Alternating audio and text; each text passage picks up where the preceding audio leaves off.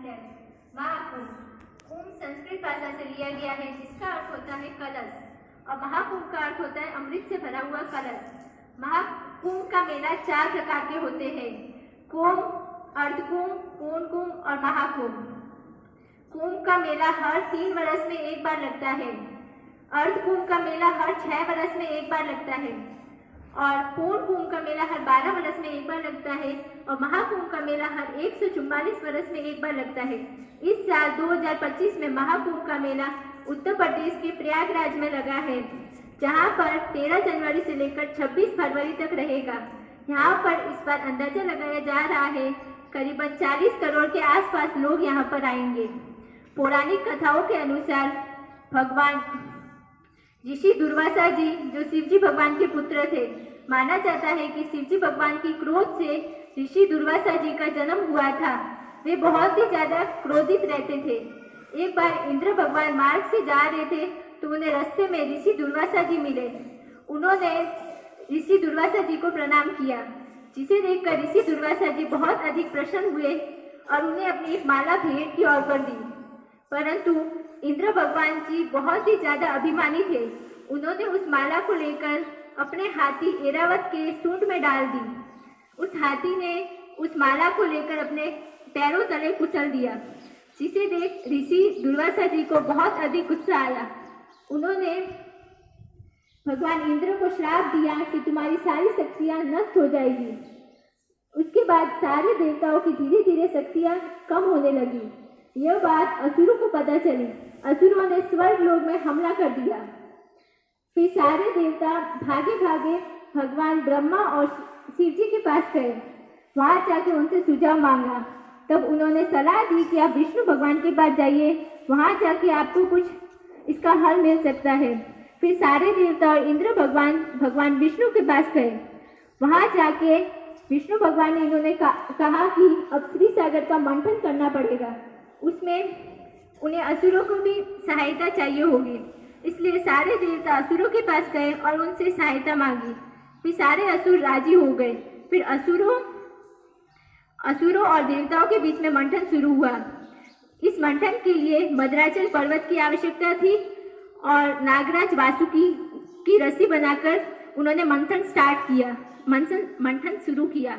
इस मंथन के दौरान उनको 14 रत्न प्राप्त हुए। उसमें से पहला रत्न विष था, जो पूरे संसार के लिए बहुत ही ज्यादा हानिकारक था। फिर शिवजी भगवान आए और उन्होंने उस विष को अपने कंठ में धारण कर दिया। उसके बाद आखिर में भगवान धन्वंतरी एक अमृत से भरे हुए कलश को लेकर आए। इसे देख असुरों के मन में लालच हो उठी अमृत के लिए। फिर देवताओं के इशारों पर इंद्रपुत्र जयंत ने उस कलश को लेकर आकाश में उड़ गए। फिर सारे राक्षस बहुत ज्यादा गुस्से में आ गए और देवताओं और राक्षस के बीच में 12 दिन और 12 रातों के लिए लड़ाई चली। उसके बाद 12 दिन और 12 रातों के लिए लड़ाई चली। देवताओं के लिए 12 दिन मनुष्यों के लिए 12 वर्षों के बराबर है। लड़ाई के दौरान अमृत के कलश में से 4 बूंदें पृथ्वी के 4 स्थानों पर गिर गई। उसमें से एक स्थान है नासिक, उज्जैन, हरिद्वार और प्रयागराज, और ये चारों स्थान बहुत ही ज्यादा पवित्र माने जाते हैं।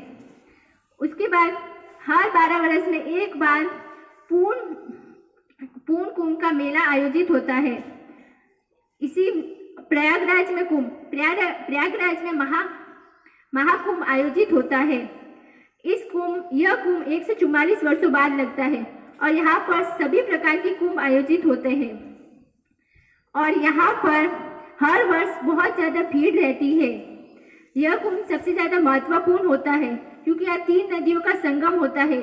यहाँ यमुना, गंगा और सरस्वती तीनों नदियों का संगम होता है, जिसे हम त्रिवेणी संगम कहते हैं। और यहाँ कुंभ का आयोजित सबसे ज्यादा विशेष माना जाता है। उसके बाद आता है हरिद्वार कुंभ। हरिद्वार में जब सूर्य मेष राशि होती है तो हरिद्वार में कुंभ का मेला आयोजित होता है। यह भारत के लिए बहुत ही अच्छा तीर्थ स्थान है। यहाँ पर हर भारतीय गंगा जी के यहाँ स्नान करने जरूर जाता है और यहाँ पर भारतीय लोग आते जाते रहते हैं। उसके बाद आता है नासिक कुंभ।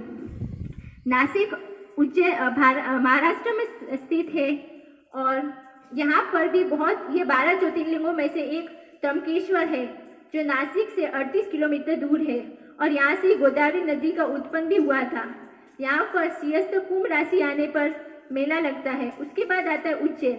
उज्जैन का अर्थ होता है विजय की नगरी। ये भी बहुत ही महत्वपूर्ण स्थान है।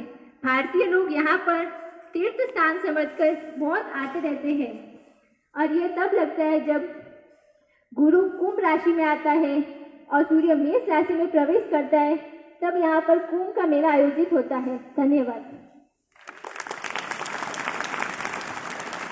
बहुत ही अच्छा। आपको एक बार पुनः त्रिवेणी संगम में जो है यहाँ बैठे हुए आध्यात्मिक स्नान करवा दिया पूजा ने। बहुत बहुत धन्यवाद। यही रहता है कि आप जो है आध्यात्मिक रूप से, यदि आपके महाकुंभ के अंदर कोई भी वहाँ स्नान करता है वो तो पुण्य मिलता ही है, उसके बारे में भी सुनता है या उसको ध्यान करके भी आप जहाँ भी बैठते घर में स्नान करते हो और अगर आपके मन में महाकुंभ का स्नान करते हो, ऐसा एहसास करते हो तो भी आपको लाभ मिलता है। ये मान्यता है सनातन संस्कृति की। ठीक है।